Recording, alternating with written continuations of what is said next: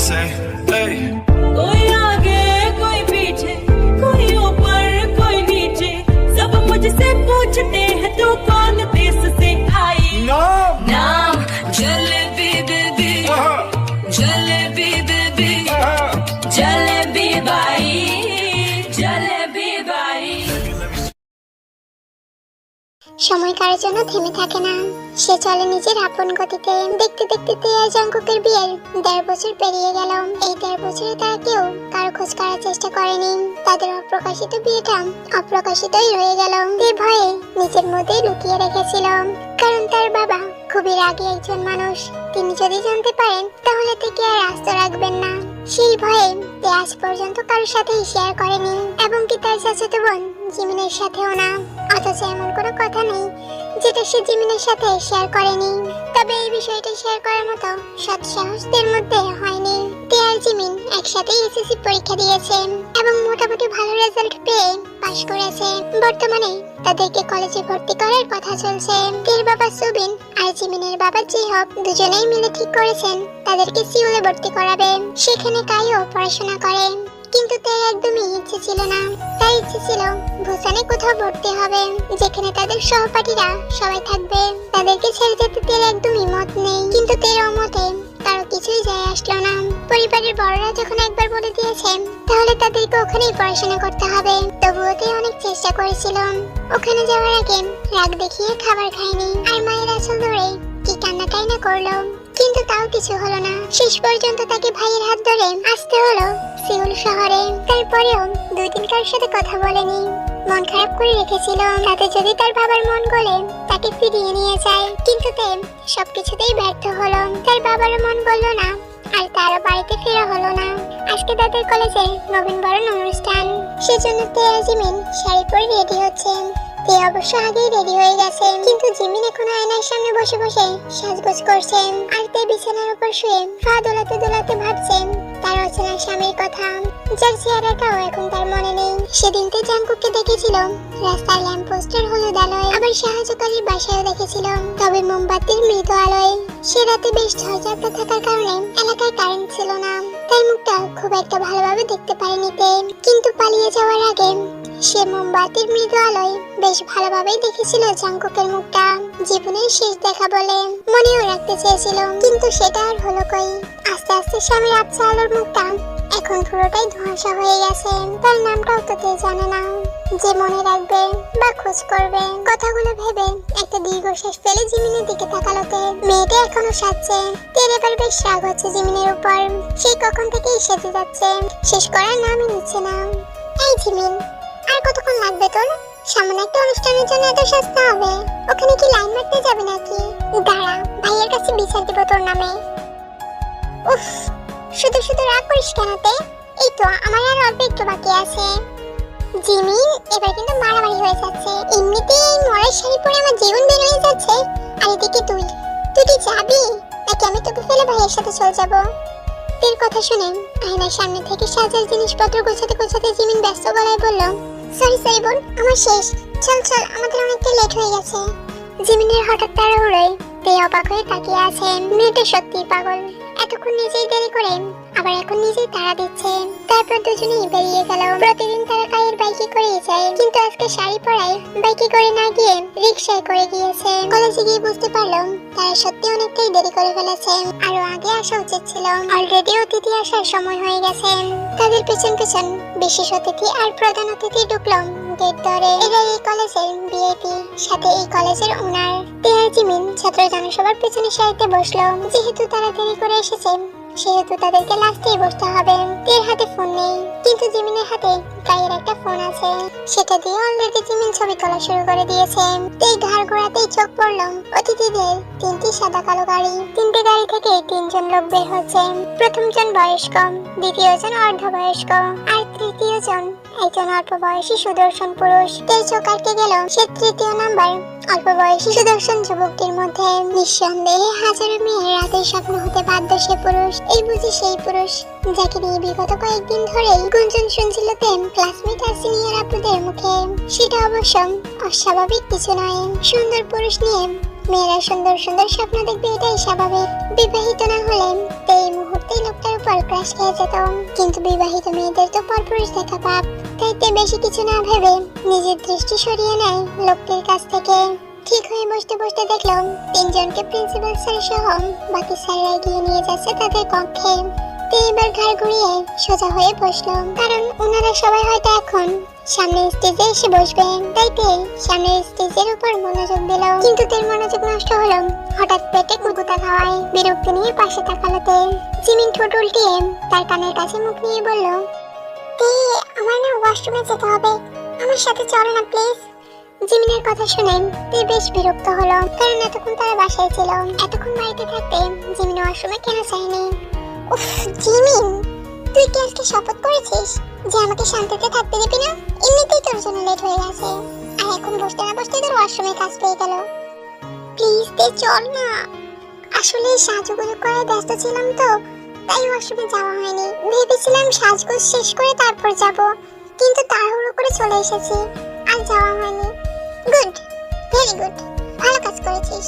তখন যখন ওয়াশরুমের কাজ চেপে সাজগোজের কাজ চালিয়ে যেতে পেরেছিস, এখনো চেপে যা। মুসরামুসরি করে গোটা অনুষ্ঠান পার করে দে। আমি জানি তুই পারবি, আর তোকে পারতেই হবে। এখন চুপচাপ বসে থাক, আমি পারবো না তোর সাথে কোথাও যেতে। প্লিজ দে, চল না, বেশ ইমার্জেন্সি পেয়েছে, প্লিজ। জিমিনের অসহায় মুখটা দেখে তে আর না করতে পারলো না, তাই জিমিনের সাথে সোজা ওয়াশরুমে চলে গেল। ওয়াশরুমের বাইরে দাঁড়িয়ে আছে তে, হাতে জিমিনের ব্যাগ আর ফোন। তখনই হঠাৎ করে তে কারো ডাক শুনতে পেল। এই মেয়ে, এদিকে আসো। সহজ সরল ভাবেই গাড় বেঁকিয়ে পাশে তাকালো তে। চোখে লাগলো তাদের ম্যাডামকে, তবে উনি এত মনোযোগ দিয়ে কাকে ডাকছে সেটা লক্ষ্য করতে চাইলে তে বুঝলো তাকেই ডাকছে। তে এক বুক সাহস নিয়ে এগিয়ে গেল ম্যামের দিকে। তেকে দেখেই ম্যাম তাড়াহুড়োয় প্রশ্ন করলেন, কোন ডিপার্টমেন্ট? ম্যাম, আমি মানবিক ডিপার্টমেন্টের নতুন ছাত্রী, ইন্টার ফার্স্ট ইয়ারের স্টুডেন্ট। ও, তার মানে তুমি নতুন ছাত্রী। আচ্ছা শোনো, আমার হাতে এই ফাইলসগুলো নিয়ে তুমি সোজা প্রিন্সিপাল স্যারের রুমে যাবে, আর প্রিন্সিপাল স্যারকে দিয়ে বলবে যে সুলতানা ম্যাম পাঠিয়েছেন, কেমন? ম্যামের কথা শুনে তে অনেক বেশি চমকে যায়। এতক্ষণ ভয় না পেলেও এবার বেশ ভয় পাচ্ছে তে। আল্লাহ গো, প্রিন্সিপাল স্যারের রুমে যাবো মানে? সেখানে তো এখন সবাই বসে আছে, আমি যাওয়া মানে নির্ঘাত ভয়। উফ, আমার তো এখনই বুক কাঁপছে ডিপ ডিপ করে। এই কাঁপাকাঁপি রোগ নিয়ে আমি সেখানে যাব কিভাবে? কোনো কারণে যদি কাঁপতে কাঁপতে জ্ঞান হারাই সবার সামনে, কি লজ্জাজনক ব্যাপার হবে। অজস্র ভয় থাকার পরেও ম্যাডামের মুখের উপর না করতে পারলো না তে। তাছাড়া ম্যামকে না বলার কারণে তিনি যদি বেয়াদব বলে ধমক দেয়, সেই ভয়ে ম্যামের হাত থেকে কাগজপত্রগুলো নিজের হাতে তুলে নেয় তে। ম্যাম তাড়াহুড়ো করে তের হাত খালি করার জন্য ফোন আর ব্যাগটা নিজের হাতে তুলে নিলেন। ফাইলগুলো প্রিন্সিপাল স্যারকে দিয়ে তারপর ম্যামের কাছ থেকে এগুলো নিয়েছে, কেমন? এটা বলে ম্যাম ওখান থেকে চলে যায়। তারপর তে ভয়ে ভয়ে প্রিন্সিপাল স্যারের রুমের দিকে যায়। কি চাই? স্যার, আমাকে সুলতানা ম্যাম পাঠিয়েছে এই ফাইলগুলো আপনাকে দিতে। ও আচ্ছা, ফাইলগুলো তোমার পেছনে বসে থাকা স্যারকে দাও। সহজ সরল ভাবেই পেছনে ফিরলোতে সাহস নিয়ে ফাইলগুলো এগিয়ে দিল সামনে বসে থাকা লোকটির দিকে। কিন্তু ইয়াং যুবকের অল্প পরিচিত মুখটা দেখেই মুহূর্তে ঠায় জায়গায় থম মেরে দাঁড়িয়ে রইলতে। শরীরের মধ্যে তৎক্ষণাৎ হাড় কাঁপানো বিদ্যুৎ বয়ে গেল, এমনটাই মনে হলো তার। সেই বিদ্যুতের তেজে তৎক্ষণাৎ হাত কেঁপে উঠল তুমুল গতিতে। এই লোকটাকে তে কোথাও যেন দেখেছে মনে হচ্ছে, কিন্তু কোথায়? সে কি তের পরিচিত কেউ? কিন্তু তের তো সেটা মনে হচ্ছে না। তের ভাবনার মাঝেই কাগজগুলো নিজের হাতে তুলে নিল জাঙ্কুক। এদিকে তে যে তার দিকে ড্যাব ড্যাব করে তাকিয়ে আছে, সেদিকে এক পলক চোখ উচকিয়ে তাকালো না পর্যন্ত। তেকে সম্পূর্ণ ইগনোর করে কপাল কুচকে কাগজগুলো একের পর এক চেক করতে করতে গম্ভীর গলায় বলল, কাগজের সমস্যা আছে, নেম প্লেসের জায়গাগুলোতে ভুল, বাবার নামের জায়গায় আমার নাম বসানো হয়েছে সেখানে, এগুলো সংশোধন করার জন্য দ্রুত ফাটান। কথাগুলো শেষ করতে করতে হাত বাড়িয়ে কাগজগুলো পুনরায় তের হাতে তুলে দিল, আর চোখ উচকিয়ে প্রিন্সিপালের দিকে তাকালো। তখনও জাঙ্কুক তের দিকে একবারও তাকালো না, হয়তো দেখার প্রয়োজন মনে করছে না সে। কিন্তু তে হ্যাবলার মতো দাঁড়িয়ে লোকটার দিকে তাকিয়ে আছে। আসলে তে মনে করার চেষ্টা করছে লোকটাকে সে কোথায় দেখেছে। তখনই প্রিন্সিপাল স্যার তেকে পুনরায় ডেকে বলে, এই মেয়ে শোনো। জি স্যার। নাম কি তোমার? প্রচন্ড অস্বস্তিতে তে মিনমিন সুরে বলল, জি স্যার, তে। তের কথাগুলো প্রিন্সিপাল স্যারের কান অব্দি পৌঁছালো না, তাই তিনি আবারও জিজ্ঞেস করলেন, কি নাম? তে হাসফাস করে আবারও বলল, জি স্যার, কিম তাইয়ং। আপনি তে বলে ডাকতে পারেন। ও আচ্ছা, শোনো তে, এই ফাইলগুলো নিয়ে তোমার সুলতানা ম্যামকে দিবে আর বলবে যে ভুলগুলো দ্রুত ঠিক করে পাঠাতে। মাথা নাড়িয়ে সম্মতি দিল তে, আর চোখে তাকালো পাশের লোকটির দিকে। সে এখনো তের দিকে তাকালো না পর্যন্ত। লোকটার এই গম্ভীর অ্যাটিটিউডে অপমান বোধ করলো তে। কেন বারবার হ্যাবলার মতো লোকটার দিকে তাকাচ্ছে সেটাও বুঝতে পারছে না তে। শুধুমাত্র লোকটাকে অল্প পরিচিত মনে হচ্ছে, এই জন্যই কি বারবার তাকাতে হবে? মনে মনে এইসব কথাই ভাবছিল তে। তোমার বাসা কোথায় তে? কথা শুনে তো মনে হচ্ছে যে তুমি এখানকার না, অন্য জেলার নাকি? জাংকুকের কাছ থেকে দৃষ্টি সরিয়ে বয়স্ক লোকটার দিকে তাকালো তে। জি, আমি বুসান থেকে এসেছি। আরে তুমি এত নার্ভাস হচ্ছ কেন? আজকালকার মেয়ে হয়ে তুমি এতটা নার্ভাস হচ্ছ? It's not good. এটা কিন্তু একদমই উচিত নয়। না মানে, আচ্ছা তুমি ঝগড়া পারো? মারামারি নিয়ে তোমার দক্ষতা কেমন? এই যুগের মেয়ে বলে কথা, তোমাকে অবশ্যই এসব পারতে হবে। এই যে তোমার পিছনে আমার নাতিকে দেখছো, ও কিন্তু মারামারিতে বেশ পটুক।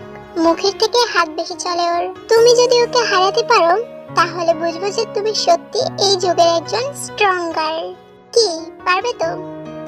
লোকটার মজার কথায় প্রিন্সিপাল সহ সবাই হেসে উঠল। তে প্রচন্ড অস্বস্তিতে হাসপাস করে মাথা নত করে রেখেছে, আর চোখে জাংকুকের দিকে তাকাতেই চোখাচোখি হয়ে গেল দুজনের। জেকে দেওয়া লজ্জা আর অস্বস্তি নিয়ে কি করবে ভেবে পাচ্ছে না তে। তাই বোকার মতো মাথা নাড়িয়ে সম্মতি দিল, যার অর্থ সে জাংকুককে হারাতে পারবে। সম্মতি দিতেই আরো লজ্জা পেয়ে গেল বয়স্ক লোকটির কথায়। শাবাশ, এই না হলে এই যুগের মেয়ে তুমি অবশ্য আউট। তে চমকে পিছনে তাকালো। জাংকুক যে তাকে উদ্দেশ্য করে কথাটা বলেছে সেটা সে বেশ বুঝতে পেরেছে। উনি এইভাবে কেন বলছেন? আমি কি এখানে ইচ্ছে করে দাঁড়িয়ে আছি নাকি? ওনার দাদামশাই তো আমাকে এখানে দাঁড় করিয়ে রেখেছে। Jungkook, behave yourself, I say get out. তে আর দাঁড়ালো না, অপমানে বিনীত সহিত প্রিন্সিপাল স্যারকে বলে চলে আসতে চাইলো, কিন্তু দরজা অব্দি গিয়ে হঠাৎ কি মনে করে আবারও পেছন ফিরে তাকালো অল্প করে। সাথে সাথে আবারও চকাচকি হয়ে গেল তে আর জাংকুকের। জাংকুক তখনও তের দিকে কপাল কুঁচকে তাকিয়ে আছে। জাংকুকের দৃষ্টিতে তে স্পষ্ট দেখতে পাচ্ছে সন্দেহের ঘোর, কিন্তু কিসের এত সন্দেহ সেটাতেই বুঝতে পারলো না। তবে জাংকুকের অপমানটা তের বেশ গায়ে লেগেছে। প্রিন্সিপাল স্যারের কক্ষ থেকে বেরিয়ে হালকা ফুপিয়ে কেঁদে উঠলো তে। তারপর নিজেকে সামলে নিয়ে ম্যামকে কাগজপত্রগুলো দিয়ে ওনার ব্যাগটা না নিয়ে বোকার মতো চলে গেল তে। অপমান আর লজ্জা এতটাই বেশি লেগেছিল যে তার মনেই ছিল না ব্যাগ আর ফোন ম্যামের কাছ থেকে নিতে হবে। অনুষ্ঠান শেষে সকল স্টুডেন্ট বাসার উদ্দেশ্যে বেরিয়ে যাচ্ছিল। তে আর জিমিনও কলেজ গেট পর্যন্ত চলে এসেছে। তখনই তের হঠাৎ করে মনে পড়লো তার ফোন আর ব্যাগ তো ম্যামের কাছেই রয়ে গেছে। ও শিট, ব্যাগ আর ফোন তো ম্যামের কাছেই রয়ে গেল। জিমিন তুই এখানে দাঁড়া, আমি এই যাবো আর এই আসবো। এটা বলেই তে এক দৌড়ে ভিতরে চলে গেল। আরে তে শোন, চলে গেল এই মেয়েটাও না। দরজার বাইরে দাঁড়িয়ে ম্যামের কাছ থেকে পারমিশন নিয়ে ভেতরে ঢুকতে হতভম্ব হয়ে গেল তে। এতক্ষণ যাও একটু সাহস ছিল মনে, এখন পুরোপুরি নার্ভাস আর চুপসে যাইতে। কক্ষে জাংকুকের উপস্থিতি দেখে প্রচন্ড হাসপাস করে চোখ তুলে রুমের উপস্থিত তিনজন মানুষকে দেখে নিল তে। জাংকুক ল্যাপটপের সামনে বসে কিছু একটা দেখছে, আর জাংকুকের পাশে জ্যাক দাঁড়িয়ে তাকে কিছু একটা বোঝানোর চেষ্টা করছে। তে বুঝতে পারলো তারা জরুরি কোনো প্রজেক্ট নিয়ে আলোচনা করছে। তে রুমে ঢুকতেই প্রথমে চোখাচোখি হয়ে গেল জাংকুকের সঙ্গে। অতিরিক্ত টেনশন আর নার্ভাসের জন্য জাংকুকের উপর থেকে দৃষ্টি সরিয়ে ম্যামের দিকে তাকালো তে। কিছু বলবে তুমি? জি ম্যাম, আসলে আমার ব্যাগ আর ফোনটা। ও, তোমার ব্যাগ আর ফোনটা আমি টিচার্স রুমে রেখে এসেছি। তুমি অফিস সহকারীকে বলো ও তোমাকে তোমার ব্যাগপত্রগুলো দিয়ে দিবে। জি ম্যাম, ঠিক আছে। এটা বলেই তে ওখান থেকে চলে যেতে নেই। খেয়েছেন আপনি? কিছুটা চমকে পেছনে ফিরলতে। জাংকুক অপরিচিত মানুষের খাবার কথা জিজ্ঞেস করছে, বিষয়টা তার কাছে খুবই অদ্ভুত লাগছে। তে বেশ অবাক হলো, তাই পিছনে ফিরে জাংকুকের উদ্দেশ্যে বলল, না স্যার। তের উত্তরের সাথে সাথে তৎক্ষণাৎ আরো একটি উত্তর আসলো তের কানে, না স্যার, খাবো একটু পরে। ম্যামের কথায় তে বুঝতে পারলো ভুল জায়গায় ভুল কথা বলে ফেলেছে সে। আসলে জাংকুক তেকে না, সুলতানা ম্যামকে জিজ্ঞেস করেছিল কথাটা, কিন্তু তে না বুঝেই জাংকুকের কথার উত্তর দিল। বিষয়টা বুঝতে পেরে খুবই লজ্জা পেল তে। বিভ্রান্তিকর লজ্জাজনক পরিস্থিতি কাকে বলে তখন তে হাড়ে হাড়ে টের পাচ্ছিল জাংকুকের সামনে লজ্জায় কারো দিকে তাকাতে পারছিল না তে, বরং লজ্জিত হয়ে নিজের দৃষ্টি লুকাতে ব্যস্ত সে। আপাতত আপনার কাজ এখানে শেষ ম্যাডাম, যান আপনি কি খেয়ে আসুন, বাকিটা জ্যাক আমাকে দেখিয়ে দিবেন। জি স্যার, যাচ্ছি। কিন্তু আপনি এখন আসতে পারেন ম্যাডাম। জাংকুকের কথা শুনে তে চোখ তুলে জাংকুকের দিকে তাকাতেই আবারও চোখাচোখি হয়ে গেল দুজনের। এতক্ষণ জাংকুক তের দিকে তাকিয়ে কথাগুলো বলছিল ম্যামকে। প্রচন্ড অস্বস্তি নিয়ে সঙ্গে সঙ্গে নিজের দৃষ্টি সরিয়ে নেয় জাংকুকের কাছ থেকে। এতক্ষণ যাবৎ বোকার মতো ওনাদের সামনে দাঁড়িয়ে আছে তে। বিষয়টি বাদগম্য হতেই আস্তে ধীরে ম্যামের পেছন পেছন বেরিয়ে আসতে চাইলো তে, কিন্তু পেছন ঘুরতেই জাংকুকের ডাক কানে আসলো, আপনি থাকুন মিস। তে এবার আর বোকার মতো দাঁড়ালো না। তে ভেবেছেন এই কথাটা জাংকুক সুলতানা ম্যামকে বলেছে, তাই ভালোই সেখান থেকে চলে যেতে চাইলো তে। এই মেয়ে, তোমাকে থাকতে বলেছি না আমি, কোথায় যাচ্ছ তুমি? জাংকুকের ধমক খেয়ে সাংঘাতিক ভাবে চমকে গেল তে। মনে মনে ভাবছে লোকটা তো সুবিধার নয়, সাংঘাতিক অসুবিধার মানুষ। চেনা নেই জানা নেই একটা অপরিচিত মেয়েকে এত বড় একটা ধমক দিল। সকালে প্রিন্সিপাল স্যারের রুমে অপমান করলো তাকে, আর এখন এখানে শেষাচ্ছে। জি আমাকে বলছেন? ইয়েস ইউ, কাম হিয়ার, এদিকে আসো। ছেড়ে রাখা শাড়ির আঁচলটা একটু চেপে ধরে 2 কদমে গিয়ে জাংকুকের সম্মুখে দাঁড়ালো তে। পেছনের সারিতে বসার মতো পড়াশোনাতেও কি পিছিয়ে আছেন নাকি আপনি? তে চমকে জাংকুকের দিকে তাকালো ভাষা চোখ নিয়ে। এত মানুষের ভিড়ে লোকটা কি আমাকেই লক্ষ্য করেছিল? যে আমি কোথায় বসেছিলাম দেখতে পেয়েছিল? যে আমি পেছনের সারিতে বসেছিলাম? অবশ্যই দেখতে পেয়েছিলেন। না দেখতে পেলে কি এই মুহূর্তে আমাকে খোঁচা মেরে কথা বলতে পারতেন পেছনে বসা নিয়ে? মিস আর মিসেস? ম্যারিড নাকি আনম্যারিড? জি আনম্যারিড। মানে সিঙ্গেল? জাংকুকের কুচকানো কপালের দিকে তাকিয়ে তে বুঝতে পারলো উত্তরটা জাংকুকের মন মতো হয়নি। হয়তো অন্য কোনো উত্তরের প্রত্যাশা করেছিল সে। জাংকুকের দৃষ্টিতে মাথা নাড়িয়ে সম্মতি জানালো তে। আজকালকার বিবাহিত অবিবাহিত মেয়েদেরকে চেনার উপায় নেই, সবাইকে দেখতে কেমন একই রকম লাগে। এই জন্যই তো আজকালকার মেয়েগুলো সহজে মিথ্যে বলে নিজেকে সিঙ্গেল দাবি করতে পারে। আচ্ছা যাই হোক সেসব কথা, আপনি নিশ্চয়ই অবিবাহিত সিঙ্গেল নারী হবেন, আর আমাকেও সত্যি বলছেন, এটাও আমি বিশ্বাস করি। তবে আমার মিঙ্গেল প্রতারক একজন বিবাহিত মহিলাকে চাই, আপনি সে নন, তাই আমার আপনার কোনো প্রয়োজন নেই। আপনি আসুন। জন্মের পর থেকে তো এটাই দেখে এসেছি যে ছেলেরা অবিবাহিত সিঙ্গেল মেয়ে খোঁজে নিজেদের জন্য, আর এই লোকটা বিবাহিত মিঙ্গেল মেয়ে খুঁজছে নিজের জন্য, তাও আবার পরকীয়া করতে। ছি, কি খারাপ এই লোক, পরকীয়া করার জন্য শেষে কিনা বিবাহিত মেয়েদের খুঁজছে। আচ্ছা লোকটা পাগল নয় তো? আরে না, দেখতে তো মনে হয় না যে পাগল, তার মানে নিশ্চয়ই ওনার ক্যারেক্টারের সমস্যা আছে। যখন জাংকুকের ক্যারেক্টার নিয়ে চিন্তা ভাবনা করছিলাম তখনই জাংকুকের কণ্ঠস্বর তের কানে আসে। কি নাম? জাংকুকের হঠাৎ প্রশ্নে তে আবারও অবাক হলো, কারণ জাংকুকের সামনেই তো সকালে তার দাদা ভাইকে তে নাম বলেছিল। তখন কি জাংকুক শুনতে পায়নি, নাকি শুনেও তের সাথে এখন নাটক করছে? জি আমার।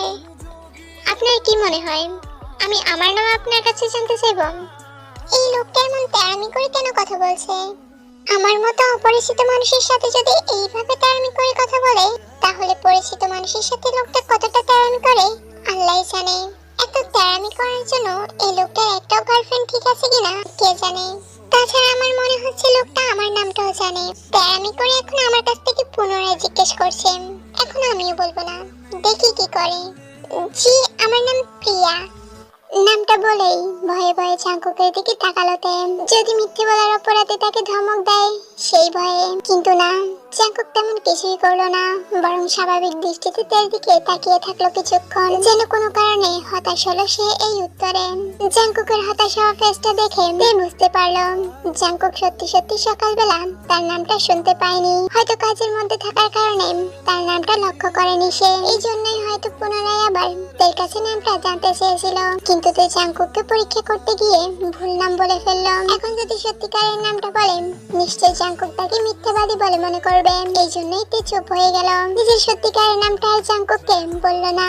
নামটা সুন্দর, বাট আমার পছন্দ হয়নি, আউট। আবারও অপমান? এই লোকটার কি কোনো কাজ নেই নাকি? যখন তখন আমাকে আউট বলে অপমান করে। আমি কি ইচ্ছে করে এখানে দাঁড়িয়েছিলাম? বরং উনি তো আমাকে একের পর এক প্রশ্ন করলেন আর এখানে আটকে রেখেছিলেন। মনে মনে অনেকটাই রেগে গেল তে, তবে মুখে কিছুই প্রকাশ করতে পারলো না, বরং নম্রভাবে মাথা নাড়িয়ে সম্মতি দিয়ে রুম থেকে বেরিয়ে যেতে চাইল। তখনই জাঙ্কুক আরো একটা প্রশ্ন করে উঠল, আচ্ছা ভুসানের সব মেয়েরাই কি বেয়াদব, প্রতারক আর পলাতক হয়, নাকি ভালো মেয়েও পাওয়া যায়? ধৈর্যের সীমা অতিক্রম করছিল জাঙ্কুক, তারপরও জোর গলায় তে কিছুই বলতে পারেনি, বরং চুপচাপ সেখান থেকে বেরিয়ে গিয়েছিল। হাতে প্রেম চিঠি নিয়ে হাঁটছে তে, সাথে পেটে দুটো লাল গোলাপও আছে। এগুলো কিছুক্ষণ আগে থেকে তার কোচিং এর সিনিয়র ভাইয়া বুগাম দিয়েছে। সে বরাবরই থেকে প্রেম নিবেদন করে যাচ্ছিল বিগত 1 মাস ধরে, কিন্তু তে তার ডাকে সাড়া দেয়নি কখনো। সাড়া না দেওয়ার পিছনেও যথেষ্ট কারণ ছিল, কারণ তে বিবাহিত, আর বিবাহিত মেয়েদের যেমন প্রেম ভালোবাসা মানায় না, ঠিক তেমনই মানায় না তাদের হাতে প্রেমপত্র। কিন্তু এই কথাটাতে কিভাবে বোঝাবে বুগামকে? বিগত 1 মাস ধরে থেকে এটা সেটা বলে জ্বালাতন করছিল, কিন্তু আজ তো সরাসরি ফুল আর চিঠি দিয়ে বসলো তেদের এক সিনিয়র আপুকে দিয়ে।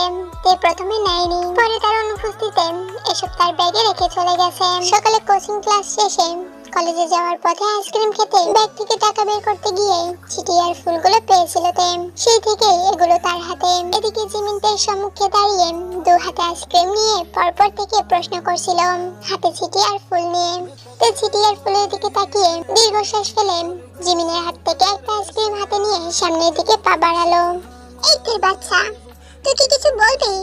তোকে এসব কে দিয়েছে? নাকি তুই লুকিয়ে প্রেম করিস? জিমিনের কথায় রাগ হলো না দের, বরং হতাশায় বুক ভার হয়ে গেল। অনেক ইচ্ছে ছিল কলেজে উঠে একটা লুকিয়ে প্রেম করবে, কিন্তু তার স্বপ্নে মাটি চাপা পড়ে গেল সেই আধার রাতের হঠাৎ বিয়েতে। সেদিন যদি তার বিয়ে না হতো, তাহলে আজকে চিঠি আর গোলাপ ফুল পেয়ে চিন্তা ভাবনা করতো বুগামের সাথে প্রেম করবে কিনা। কিন্তু তার দুর্ভাগ্য, নামধাম কিছুই জানে না এমন একজন ব্যক্তির সঙ্গে তার বিয়ে হলো। সেই মানুষটার জন্য দুনিয়ার সকল পুরুষই তার কাছে হারাম হয়ে গেল, অথচ হালাল পুরুষের চেহারা অব্দি তার মনে নেই। প্রেম করার ভাগ্য আমার নেই রে, আমার জন্য প্রেম হারাম হয়ে গেছে এক অচেনা হালাল পুরুষের জন্য। কি বলছিস তুই আবল তাবল? ঠিক করে কথা বল, এসব কে দিয়েছে? সত্যি করে বলবি তে, তুই কি প্রেম করিস কারোর সাথে? আরে না, প্রেম করি না। তাহলে? বুগাম ভাইয়া দিয়েছে, আমি নিতে চাইনি, তারপর একটা মেয়েকে দিয়ে আমার ব্যাগে রেখে দিয়েছে, আর এখন টাকা বের করতে গিয়ে দেখেছি। বুগাম ভাইয়া? ওই হ্যান্ডসাম বুগাম ভাইয়ার কথা বলছিস তুই? ও মাই গড, সিরিয়াসলি তে? কোচিং এর সবচেয়ে হ্যান্ডসাম ভাইয়া হচ্ছে বুগাম ভাইয়া, আর তোকে পছন্দ করে? রিয়েলি? তুই তুই কি করেছিস? ওনার প্রপোজাল অ্যাকসেপ্ট করবি? না। কেন? এমনি ওনাকে আমার পছন্দ না, তাই। কি বলছিস তে? এত সুন্দর ছেলেকে তোর পছন্দ না? সুন্দর ছেলে বলেই পছন্দ করছি না। সুন্দর ছেলে মানে নিজেকে বেশি দাম দিবে সুন্দর বলে, তাই আমি আমার থেকে অসুন্দর ছেলেকে বিয়ে করব। সে যেন নিজেকে নিয়ে অহংকার করতে না পারে, বরং সারাক্ষণ আমাকে নিয়ে ভাববে, সারাক্ষণ বউ বউ করবে আর আমাকে ভালোবাসবে, ব্যাস। ও আচ্ছা, তার মানে তুই কালো বেটে আর বয়স্ক ভুঁড়িওয়ালা লোককে বিয়ে করবি, তাই তো? সুন্দরী বউ বলে তোকে সারাক্ষণ আদর করবে, এটাই তো তোর চাওয়া, তাই না? চা, তুই অতি শীঘ্রই পেয়ে যাবি তোর বয়স্ক ভুঁড়িওয়ালা কালো বেটে জামাইটারে, দোয়া করে দিলাম। জিমিনের কথায় নাক মুখ কুচকে তাকালো তে। জিমিন কি তার জন্য দোয়া করছে নাকি বদদোয়া করছে? এই তোকে কে বলেছে রে যে আমি বয়স্ক বেটে ভুঁড়িওয়ালা লোককে বিয়ে করব? তুই জানিস আমার জামাই কত লম্বা, কতটা বডি বিল্ডার? আসছে আমার জামাইকে ভুঁড়িওয়ালা বলতে। আমার জামাইয়ের ভুঁড়ি বলতে কিছুই নেই, তো নিজের চিন্তা কর, তোর বদদোয়া আবার তোর উপরেই না পড়ে যায়। আসছে আমার এত বড় লম্বা জামাইকে বেটে বলতে। কথাগুলো বলতে বলতে থেমে যাইতে মুখ ফসকে কোথায় ভুলটা করে ফেললাম সেটা সে এখন বুঝতে পেরেছে। হাতের ফুল চিঠি আর আইসক্রিম নিয়ে চমকে উঠে উদ্বিগ্নতায় বলে উঠল, আল্লাহ, আমি তো শেষ। ভয়ে 2 হাতে মুখ চেপে ধরলো তে, কারণ জিমিনকে সে খুব ভালো করে চেনে, তাকে আর রাস্তা রাখবে না। তার পেট থেকে সবগুলো কথা একটা একটা করে বের করেই ছাড়বে। তে ভয়ে কি করবে বুঝতে পারছিল না, তাই জিমিনকে ফেলাই দৌড়ানো শুরু করে দেয়। জিমিনের কাছ থেকে পালিয়ে বাঁচতে কয়েক সেকেন্ড দৌড়াতে কানে আসলো জিমিনের রাগান্বিত কণ্ঠস্বর। জিমিন রেগে মেগে ফায়ার হয়ে তে ডেকে ডাকছে আর বলছে তার জামাই কোত্থেকে আসলাম সেটা বলে যেতে, নয়তো আজকে তাকে আস্ত ছাড়বে না। জিমিনের কথাগুলো শুনতে পেয়েও তে থামেনি, ভয়ের তাড়নায় আরো জোরে দৌড়াতে শুরু করলো। মুখ ফসকে এত বড় ভুলটা কিভাবে করলো সে? নিশ্চয়ই তাকে সবাই মেরে ফেলবে। তার ভুল কানে গেলে তো সে শেষ, আর রক্ষা নেই। দৌড়েছে আর কথাগুলো ভাবছে তে। উত্তেজনা এতটাই ছিল যে তে বর্তমানের অবস্থাটাও ভুলে গিয়েছিল। এক মুহূর্তের জন্য ভুলে গিয়েছিল সে পাগলের মতো রাস্তার মধ্যে দৌড়াচ্ছে। আসলে মানুষের মনে যখন ভয় বাসা বাঁধে তখন তার মস্তিষ্ক নাকি অচল হয়ে যায়। তের ক্ষেত্রেও তাই হয়েছিল। ভয় এতটাই ছিল যে বর্তমান অবস্থানের কথাটা ভুলে হুমড়ি খেয়ে পড়লো কারো গায়ে। সেটা আর কেউ নয়, জাংকুক ছিল। তের আচমকা ধাক্কায় জাংকুকও খেয়ে হারায়। গড়াগড়ি করে দুজনেই চিৎপটাং হয়ে রাস্তায় পড়ে গেল। বলতে গেলে ফ্রিতে ছোটখাটো একটা বাংলা সিনেমার সিন হয়ে গেল। তে নিচে আর জাংকুক উপরে। তবে তের কাছে বেশ রোমান্টিক না হলেও সামনের মানুষটা রেখে যাওয়ার মতো যথেষ্ট মজাদার ছিল সিনটা। হয়েছিল তাই জাংকুক তের উপর রেগে মেগে ফায়ার হয়ে গিয়েছিল। হুমকি দমকি সবকিছুই দিয়ে বসেছিল, তবে সেটা চাপা সরে পাবলিক প্লেস বলে এই যাত্রায় বেঁচে গিয়েছিল তার স্টুপিড কাণ্ডগুলোর জন্য।